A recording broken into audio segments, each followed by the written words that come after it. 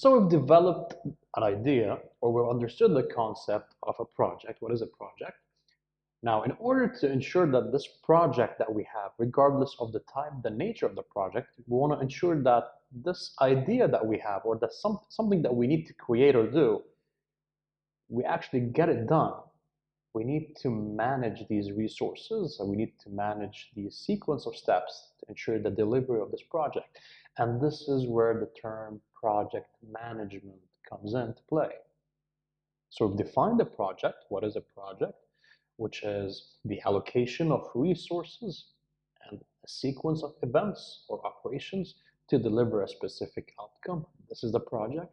Now, the project management is the chain of managerial steps and procedures to properly and best utilize these resources for the successful delivery of a project. If we replay the previous video and you take a look at the example of baking a cake, two different chefs could bake the cake differently. One of them could do it faster than the other. One of them could do it with less resources than the other. One of them could save money on the process. Some of them, the other might be overusing the equipment that they have, but both of them will be able to deliver a cake. Will give you that final product, which is a cake.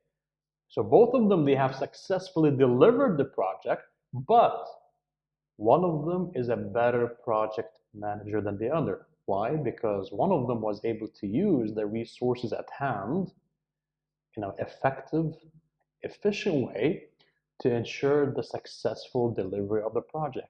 This is where the whole field comes in. The field of project management comes into play.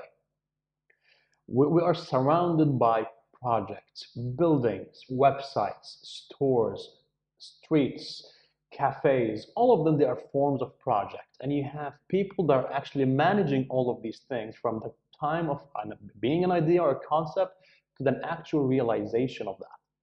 And all of them, they follow or they fall under the umbrella of project management, which means the utilization of these resources and proper alignment of steps that will successfully deliver the desired outcome or the desired project.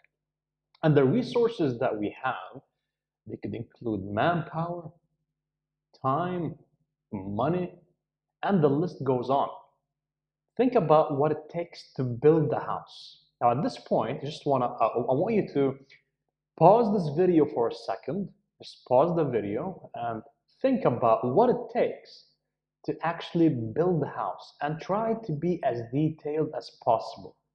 Think about the plans, the drawings, the required manpower, the time, the cost, as much as possible. What are the things that come to mind in order to build a house? Think about it for a second.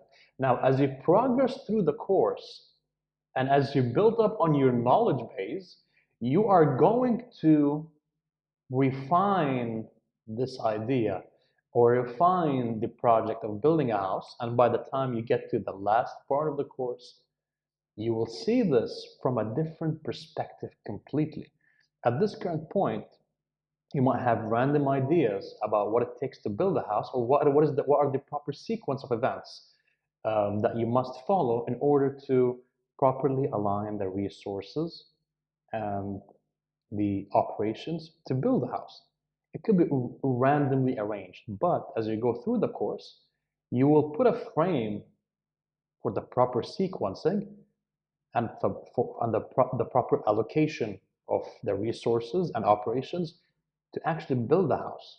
You will be able to develop that awareness as you proceed through the course. Now, in the following segment, I will explain to you why the field of project management is quite important.